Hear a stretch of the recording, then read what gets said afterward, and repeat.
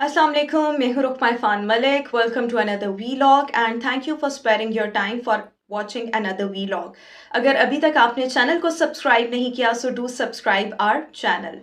अच्छा जी, आइंदा आम इंतखाबात की तारीख का ऐलान इलेक्शन कमीशन ऑफ पाकिस्तान की जानिब से हो चुका है. पहले अगर हम देखें तो 11 फरवरी की तारीख दी गई थी, लेकिन अब जो फाइनल डेट आ चुकी है वो है 8 फरवरी. और ये सदर मुमलिकत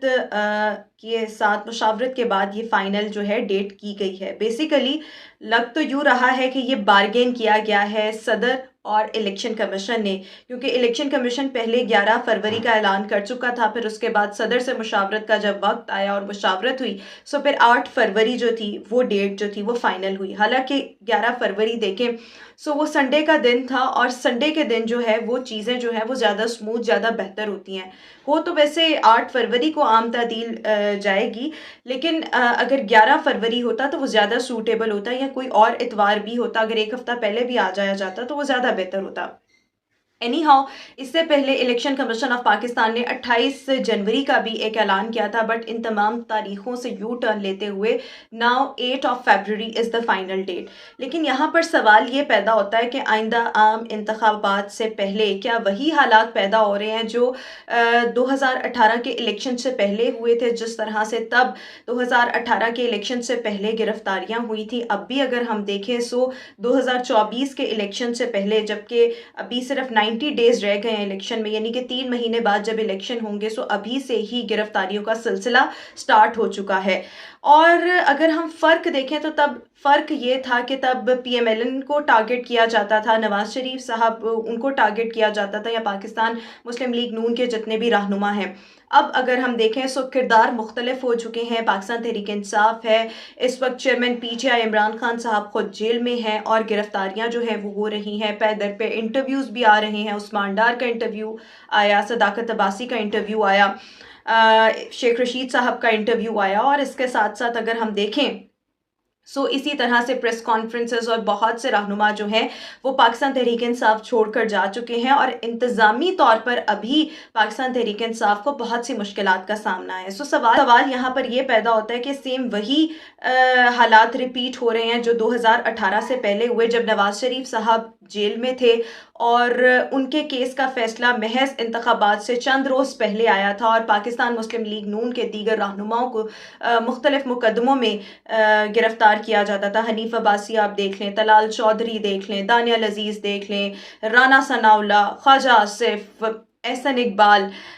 इसके साथ साथ और मुख्तलिफ रहनुमा, हमजा शहबाज, मुख्तलिफ लोगों को तब भी गिरफ़्तार किया जाता रहा. अब जो है जमात एक और है, लेकिन हालात जो हैं वो एक जैसे नज़र आ रहे हैं. सो मेरे ख्याल में अगर मैं ये कहूँ कि इंतखाबात से पहले मुख्तलिफ गिरफ्तारियाँ हो रही हैं सो हालात वैसे ही हैं. सो येस, सम हाउ हालात तो सेम हैं, लेकिन तब और अब फ़र्क है वो एक ये है कि तब 9 मई नहीं हुआ हुआ था जो कि अब हुआ हुआ है. यानी पाकिस्तान की हिस्ट्री में कभी भी किसी जमात ने इतनी बड़ी जुर्रत नहीं की कि आप फ़ौज को, फ़ौजी तनसीबात को टारगेट करें, वहाँ पर हमले करें. ऐसा पाकिस्तान की तारीख़ में कभी भी किसी सियासी पार्टी ने नहीं किया. जो जुर्रत का मुज़ाहरा पाकिस्तान तहरीक इंसाफ, इनके फॉलोअर्स की जानिब से, इनके रहनुमाओं की जानिब से किया गया. 2 रोज़ पहले असद कैसर साहब को गिरफ़्तार किया गया, और इनके बारे में ये कहा जा रहा है, इनकी अपनी जमात पाकिस्तान तहरीक इंसाफ ने भी ये बात कही है कि जी असद कैसर की गिरफ्तारी में परवेज़ खटक, जो कि अब पाकिस्तान तहरीक इंसाफ पार्लियामेंटेरियन के चेयरमैन हैं, उन्होंने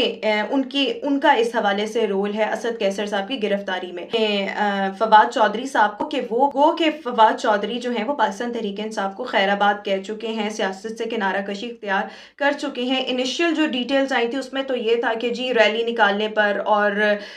सड़कें ब्लॉक करने का इन पर केस है, लेकिन बाद में जो डिटेल्स सामने आई उसमें एक इंडिविजुअल की सरकारी नौकरी करवाने में 50 लाख रुपए इनसे रिश्वत ली गई, और इसी का ये केस है, और इसी केस के सिलसिले में इनको गिरफ्तार किया गया है. लेकिन अगर हम बैकग्राउंड देखें कि बैकग्राउंड में चीज़ें क्या चल रही हैं, सो बहुत से लोग ये बात कहते हैं कि फवाद चौधरी को इसलिए गिरफ्तार किया गया है क्योंकि उन्होंने बाज़ाब्ता तौर पर IPP यानी कि जो जहांगीर तरीन साहब और अलीम खान साहब वाली पार्टी है उसको ज्वाइन नहीं किया. That is why he has been arrested. लेकिन असल केस जो है वो इन पर ये है. اگر ہم ماضی کو دیکھیں، 2018 سے پہلے دیکھیں تو نواز شریف صاحب جیل میں تھے، اور حنیف عباسی صاحب کو تو اس وقت الیکشن کا سکیجول آ چکا تھا، تب گرفتار کیا گیا تھا، اور تب نواز شریف صاحب کا یہ بیانیہ تھا ووٹ کو عزت دو، اور وہ فوج کے مختلف کرداروں کو ہدف تنقید بناتے تھے، ان پر تنقید بھی کرتے تھے، کچھ کرداروں کے انہوں نے نام بھی لیے، لیکن یہ جو لڑائی تھی صرف وربلی تھی، کبھی بھی کسی پر پریکٹیکلی کوئی حملہ نہیں کیا گیا۔ لیکن پاکستان تحریک انصاف نے اتنی جرت کا مظاہرہ کیا کہ پھر اس کے بعد ہم نے دیکھا کہ 9 مئی کے واقعات ہوئے، اور 9 مئی کے جو واقعات ہیں، انہوں نے پاکستان تحریک انصاف عمران خان صاحب کو اتنا ڈیمیج پہنچایا ہے، اتنا ڈیمیج پہنچایا ہے کہ میرے خیال میں یہ